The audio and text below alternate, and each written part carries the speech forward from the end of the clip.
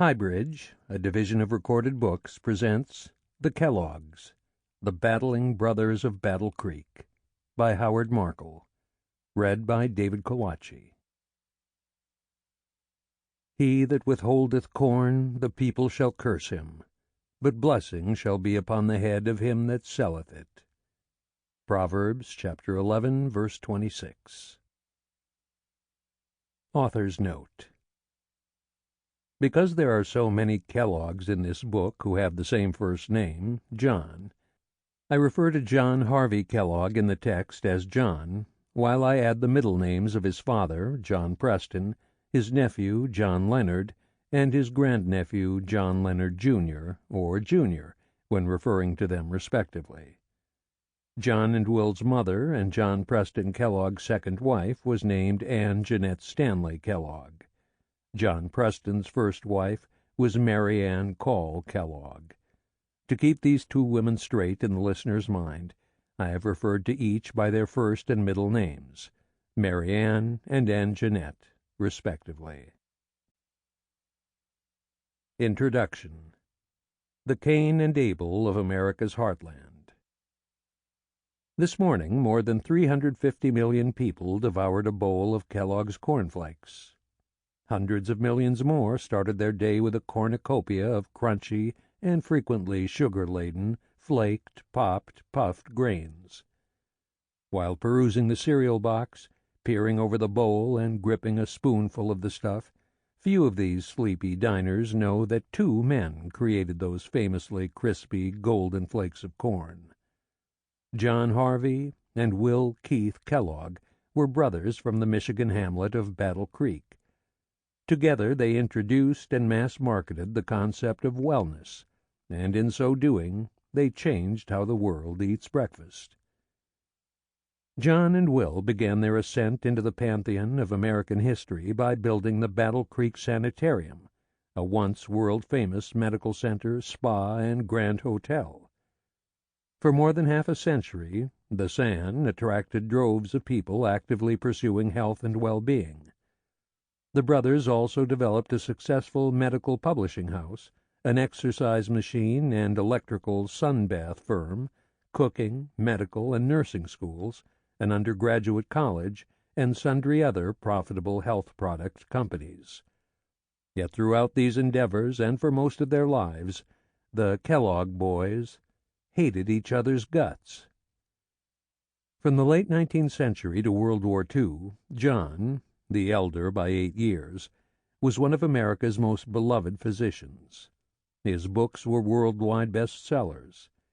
The advice he dispensed in these volumes, lectures, and his magazine Good Health, the oldest health magazine in the world, established 1866, was followed by millions, including some of the most prominent celebrities of the day. In 1921, his life-saving research on digestion and diet was nominated for the Nobel Prize for Medicine or Physiology. 11 years later, a 1932 poll ranked him second on a list of 25 important American luminaries and lauded him as the noblest man in the United States. Only Herbert Hoover ranked higher, a status that would drastically change for the beleaguered president.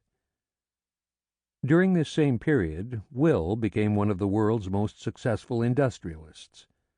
In 1906, he founded the Battle Creek Toasted Cornflake Company, the original name of the Kellogg Company, which today enjoys more than $13 billion a year in net sales of breakfast cereals, snacks, and other manufactured foods in 180 nations around the globe.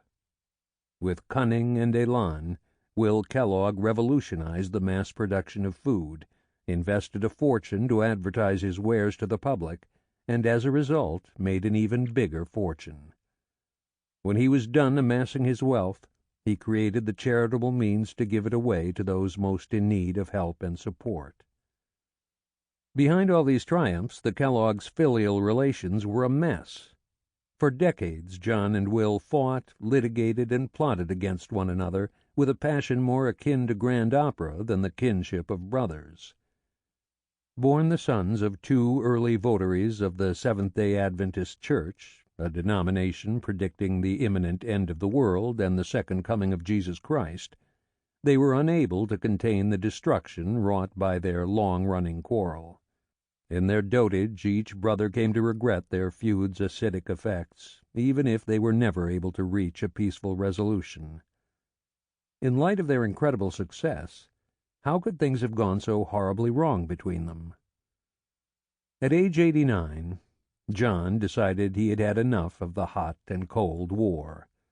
On September 8, 1941, he sat down, unscrewed his fountain pen, and searched his soul to compose a letter to his long-estranged sibling. The result was a heartfelt expression of apology for all the fights and slights that characterized their every discourse over 8 decades. It was a glowing appreciation of Will's phenomenal accomplishments. In the months that followed, John must have wondered why his brother never acknowledged, let alone responded to, this literary equivalent of an olive branch. We do know that the doctor's attempt at rapprochement failed miserably during their last face-to-face meeting. In early October 1942, John invited the serial mogul to his home, hoping for financial assistance to pull his sanitarium out of the quicksand of bankruptcy, an embarrassment brought on by overexpansion, the Great Depression, and the advent of World War II. The tete-a-tete lasted more than 5 hours and was anything but civil. Will had heard John's mea culpas too many times to put much stock in promises of brotherly concord. Every interaction the two brothers attempted rapidly fell into the rut of past fights and was warped by the corrosive dynamics of emotional pain, hostility, and resentment. Will walked into the doctor's parlor anticipating, and then finding, a packet of annoyance and aggravation. Almost as soon as he left, the 82-year-old Will began a whispering campaign attacking his brother's mental acuity. Worse, he plotted with members of the Seventh-day Adventist Church, which originally owned the sanitarium and in 1907 excommunicated John, to buy the facility for its own imperial plans. On December 14, 1943, the doctor died. He was 91 years and 9 months old, only 8 years and 3 months shy of his goal of living to be 100. The following morning his body was transported to the Andrew C. Hebel Funeral Home on Main Street. Once there, the mortuary staff embalmed, tonsured, and dressed the doctor in his standard uniform, an all-white 3-piece suit with matching shirt, tie, socks, and shoes, made to measure by Marshall Field and Company of Chicago. The doctor wore this flamboyant ensemble during much of his professional life. He claimed it was impossible to wear a garment 2 hours without soiling it. The white suits allowed him to identify contact with dirt of any kind, and, upon such discovery, change into a new suit of fresh white clothing. John's mahogany and silk-lined coffin was taken to the sanitarium, where it was placed atop a carnation-lined bier on the stage of its cavernous auditorium, and surrounded by an honor guard of his former nurses. In the aisles was a long line of patients, friends, and admirers, each clutching a long printed pamphlet reproducing the condolence telegrams sent by hundreds of prominent writers, industrialists, journalists, former U.S. presidents, physicians, politicians, academics, scientists, and world leaders who could not attend the ceremony. Some mourners were better at holding back their tears than others. All of them wanted to pay their last respects to the man they reverentially referred to as Doctor. Once the service drew to a close, and after the pallbearers lugged the casket into Mr. Hebel's black Cadillac hearse, a phalanx of automobiles made its way down the hill from where the sanitarium was perched. The procession passed an enormous billboard proclaiming in 2-foot-tall letters, "Get Better in Battle Creek." If any of the car radios were turned on during the doctor's last ride, they probably played the dulcet tones of Battle Creek's premier radio station, WELL. The original call letters of that broadcast station, incidentally, were WKBP, or We Keep Breakfast Popular. The funeral cortege finally wound into Oak Hill Cemetery, the town's most distinguished burial ground. Here were the remains of Sojourner Truth, the former slave and author, and Ellen White, the founding prophetess of the Seventh-day Adventist Church. Nearby was the famously rich C.W. Post, whose popular Postum cereal coffee, grape nuts, and Post Toasties was the nucleus of what became the massive General Foods Corporation. The Kellogg brothers despised Charlie Post, a former sanitarium patient, because Post acquired his millions only after borrowing some of their most popular recipes. Legend has it that Post was buried under 7 feet of concrete to prevent grave robbers from stealing his corpse. And yet he remains easy to find because his mausoleum is the largest monument in the cemetery. John opted instead for a simple stone, upon which was carved his name and years on earth. He rests, hopefully in peace, next to his beloved wife, Ella Eaton Kellogg, who died of colon cancer in 1920. Conspicuously absent from the memorial proceedings was Will Kellogg. He was across the continent in Palm Springs, California, convalescing from a recent illness. From the distance of more than 2,000 miles, his anger at John simmered and spluttered even as his elder brother's casket was being lowered into the ground. Sadly, no amount of Will's riches could purchase a healing opportunity for forgiveness. In 1906, at the age of 46 and after serving 22½ years as the Battle Creek Sanitarium's business manager without official title, Will exploded out from under his brother's yoke. Complaining that the doctor was a czar and a law unto himself, ignoring his associates and subordinates, Will decided he had had enough of being John's right hand. He was, however, docile enough to ask his older brother for permission to start up his own cornflake cereal company. John consented, only after Will proffered a sizable tribute of money and stock in the nascent firm. In return, the elder brother aggravated and harassed Will long after he was finally able to completely buy John out of the business. Undaunted, Will described the certainty with which he decided to strike out on his own. "I sort of feel it in my bones." A mere 3 years later, Will's company was producing 120,000 cases of cornflakes a day. It was precisely when Will's business began to soar that John attempted to destroy his success by setting in motion a series of lawsuits lasting more than a decade. The doctor's antagonistic actions did more than just taunt or anger Will. John's nasty maneuvers forced Will to litigate all the way to the Michigan State Supreme Court over the issue of which brother held the claim over their greatest creation and the commercial rights to use the family name. John insisted he was the originator of flaked cereal. He was, and the more widely known of the two. He was. Will just as forcefully argued that he was the Kellogg who perfected the recipe for cornflakes. He did. Legally bought the doctor's rights to the cereal. He did. And because he so widely and effectively advertised the brand name of Kellogg in connection with his cereals, he and his company deserved the commercial rights to the family surname. In the end, he was right. After the contentious legal battle was decided in Will's favor, the brothers rarely spoke to each other if they could possibly avoid it. And when they did, things often became bitter fast. Their tempestuous relationship was a battle royal over primacy, credit, and respect. The Kellogg brothers shared so much, and yet resented one another so deeply. Their beloved sister Emma described it best as she observed, "The Kellogg women are amenable, but the Kellogg men can be mean." Will was a major player in an entirely new industry centered on the transformation of foods from their natural state into cooked, shaped, chemically manipulated, mass-manufactured products. During his lifetime, his name appeared on billions of boxes of cornflakes, Rice Krispies, All-Bran, Bran Crumbles, Pep, corn soya shreds, and similar products.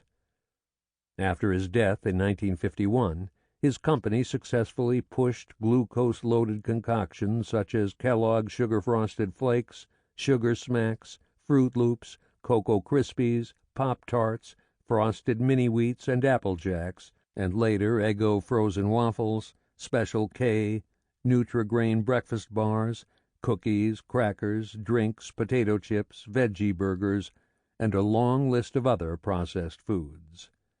Many of these food products are nutritious and convenient. Others played a role in fueling the current obesity epidemic among children and adults. Regardless of the precise ingredients filling the Kellogg Company's horn of plenty, Will's crunchy, toasted grain concoctions comprise the most consumed breakfasts in the history of humankind. In a pun, reluctantly intended, Will Kellogg's accomplishments are ingrained in our national fiber, as Bing Crosby crooned in the opening refrain of a song he recorded in 1968, "What's More American Than Cornflakes?" By all measures, except for his own, Will's life constitutes a classic American success story. Sadly, no matter how much he achieved, Will could never squelch the relentless inner voice. It was a voice that tormented him with what would appear to objective observers as an absurd notion, the belief that he was nothing more than his older brother's lackey. It could not have been easy being John Harvey Kellogg's little brother. Even as boys, it was understood that John was their mother's favorite child and the family's brightest star, while Will was considered to be slow at best. Young John was so brilliant that the leaders of the Seventh-day Adventist Church groomed him to preach its health reform gospel. As adults, the doctor was a famous and respected visionary long before Will ever dreamed of becoming a food manufacturer. Dr. Kellogg exuded waves of charisma, good cheer, eloquence, showmanship, and clinical reassurance. He possessed an encyclopedic intellect, an oceanic ego, and a volcanic temperament. Too often he unleashed withering torrents of sarcasm against anyone who disagreed with him. John's drive and industry were truly breathtaking, but he was an impossible boss, unwilling to accept excuses or failures from his employees and adamantly opposed to delegating a micron of his authority. His religious counselor, the Seventh-day Adventist prophetess Ellen White, once reproached him. "There is with you a love of supremacy whether you see it or not." As a young man, the 5'4" medical dynamo embarked upon a self-appointed mission from God to make the world healthier. Always overcompensating for his small physical stature, John was a member of just about every prestigious medical, scientific, and public health association in the United States. Dr. Kellogg knew and interacted with nearly every prominent doctor and medical scientist of his era. Several medical professors and social reformers derided Dr. Kellogg's bombastic personality behind his back, but they always took his telephone calls and answered his letters. He began his clinical practice when medicine was just starting to evolve from a murky craft based on religious beliefs, antiquated theories, quackery, and outright mumbo-jumbo. By the time he died in 1943, the field was a bona fide scientific enterprise demanding the accrual and expenditure of enormous amounts of money in the development of new hospitals, medical schools, research laboratories, breakthrough discoveries, technological advances, and the promise of miraculous cures. Today's medical consumer might consider some of Dr. Kellogg's theories to be quaint, if not outright wacky. A latter-day Nostradamus, many more of his medical predictions and prescriptions are now widely accepted. Without doubt, his most lasting contribution to American society was encouraging the active pursuit of wellness, the now commonplace concept of being healthy in mind, body, and spirit in order to promote longevity and even prevent illness. Wellness was not yet a word in the American lexicon when John prescribed such practices. Instead, he called it biologic living. Regardless of its name, Dr. Kellogg presciently warned his patients against sedentary lifestyles, meat, tobacco, sugar, caffeine, alcohol, and overeating. Long before the medical profession caught up with him, he described obesity not just as a mere inconvenience or a deterrent to physical attractiveness, but a definite health hazard. Throughout his career, the doctor advocated regular, vigorous exercise, massage therapy, fresh air, spirituality, laughter, a worry-free demeanor, the reduction or elimination of stress, plenty of sleep, and, much to the deterioration of his posthumous reputation, an avowed allegiance to sexual abstinence, except for procreation, and a ban against masturbation. More to his credit, John abjured drugs and advised patients to drink plenty of pure, clean, unadulterated water. As early as 1875, for example, Dr. Kellogg was warning his patients about the dangers of lead poisoning from consuming water supplied through lead pipes. It was another set of pipes, the alimentary canal with its streams and rivulets, that most concerned the doctor. The son of a broom manufacturer, Dr. Kellogg was obsessed with bodily cleanliness, both external and internal. In his never-ending battle against constipation, he developed fiber and bran products guaranteed to produce 4 to 5 odorless bowel movements a day, just like the gorillas he studied in zoos around the world. On the other end of the equation, the doctor's paramount prescription centered on diets consisting of grains, nuts, fruits, vegetables, yogurt, and soy milk.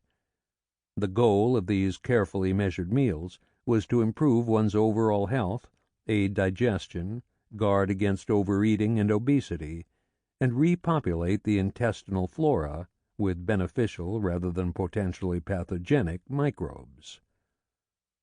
Dr. Kellogg originally derived many of his ideas from a prescribed set of Seventh-day Adventist Christian beliefs on health reform. No doctor, John modestly posited, ever healed patients on his own. A benevolent Creator and a willingness to obey his laws of natural, wholesome living made for the best medicine, or, as the doctor often said, "It is a good thing for a sick man to have faith in God." That said, John was a pack rat of the many medical concepts he appropriated and embellished from the greatest scientific minds of his era. Always bending, shaping, and shoehorning these discoveries into his faith and worldview, the doctor applied the latest findings in microbiology, physiology, surgery, nutrition, pathology, eugenics, genetics, and chemistry, to name but a few of the scientific fields he followed in his exhaustive and multilingual reading, to underpin his greatest creation, the Battle Creek Sanitarium. As he pursued this eclectic approach, the doctor helped lead the charge for a thorough cleansing of the grime and sickness that characterized late 19th century America. John Harvey Kellogg often told audiences how he first conceived the idea of ready-to-eat breakfast cereals in 1875, while still an impoverished medical student at New York City's Bellevue Hospital Medical College. Short on time to prepare a hot bowl of porridge, he began a search for palatable concoctions of wheat, oats, and corn for a fast, cheap, and nutritious meal. The result, some 20 years later, was the creation of Flake cereals. This story, of course, is much more complicated, and John required a great deal of help in the process. 2 decades later, his shy brother Will worked right beside him during many long nights in the kitchen seeking their culinary quest. They rolled out endless sheets of dough to find the precise configuration of ingredients, cookery, machinery, and toasting. John was so busy strutting his medical stuff that Will had to assume the time-consuming task of perfecting their cereal by mixing up batch after batch of failed attempts of flaking grain. Stewing in resentment, The younger brother labored for over 5 years before emerging with a bowl of cornflakes. John's bossiness, however, reflected more than dominance between a physician and staff member. There was a streak of cruelty that ran through their relationship and would ultimately pull the brotherly bonds asunder. As children, John terrorized the smaller Will with stinging rebukes, mean-spirited practical jokes, tattling, and harsh beatings from which he never fully recovered. As adults, their conflict ceased to be physical. Nevertheless, the psychological warfare continued. While making his rounds across the sanitarium's vast campus, Dr. Kellogg often rode his bicycle from building to building while insisting that his brother, pad and paper in hand, jog alongside him recording his every creative thought. At other times the doctor demanded that Will accompany him into the bathroom, a la Lyndon Johnson, so as not to waste any time even as he defecated. Indeed, when it came to relations with his little brother, the doctor was too often an overbearing oaf, given to histrionic behavior, impulsivity, boastfulness, and, in the words of one scientist, irresponsible emotionalism. If John Harvey Kellogg fell in love with an idea, no matter how far-fetched or lacking in evidence it may have been, that notion quickly became something he carried out to wide promotion. For the multitude of readers and patients who hung on to his every word, the doctor could do no wrong. Still, there were many times when his enthusiasm and outright exaggerations took him too far out on the limb of scientific progress, only to be sawed off by a more judicious member of the medical establishment. Such grandstanding behavior irritated the far more precise Will, a man who would not make an extreme statement or take an extreme position until he had controlled and corroborated evidence. Will was, in fact, a serious student of the emerging science of business, whether he was publishing his brother's books and magazines, running the Battle Creek Sanitarium, or manufacturing cereal. He methodically analyzed, applied, and adopted efficiency techniques and business systems espoused by the best commercial gurus of the day. For nearly a quarter of a century, while John enacted one scene after another of fraternal dominance, the quiet, stolid Will was doing far more than merely taking orders. He was preparing to become a renowned captain of industry. Just as Henry Ford was figuring out the economies of scale to sell the millions of automobiles rolling off his vaunted assembly line, Will Kellogg revolutionized the administration of the modern medical center, and later the mass production and marketing of manufactured food. Many of the industrial best practices he helped develop remain familiar parts of our daily landscape and lives. Soon after establishing his company, Will tirelessly convinced American grocers to carry his products and consumers to relish his cereals. Echoing his brother by heralding breakfast as the most important meal of the day, Will made the hectic mornings of beleaguered mothers and dads so much easier by providing a quick, convenient, healthy, nutritious breakfast they could simply pour out of a box and into a bowl. He was an early adopter of the newly created field of mass advertising, and invested millions of dollars in a never-ending barrage of colorful and attractive advertisements, slogans and jingles, cartoon characters, and, when radio and later television took the nation by storm, entertaining shows and commercials. He was quick to recognize and target youngsters as the demographic group most likely to hunger for his products. Over the years, many billions of children gleefully sang the catchy tune, K-E-double-L-O double good Kellogg's Best to You, as they hunted for the prized coloring books and toys he so cleverly placed in his cereal boxes. Will Kellogg, of course, benefited by creating his business at the dawn of the 20th century, when huge corporations and interstate commerce began to boom and nationally known brands first gained favor with the American public. He became the cornflake king during the synchronous rise of urban populations, better living and nutritional conditions, and a national system of transportation, first by rail and later by highways, which allowed for the rapid delivery of a constant stream of raw grain into his factories. Sample complete. Ready to continue?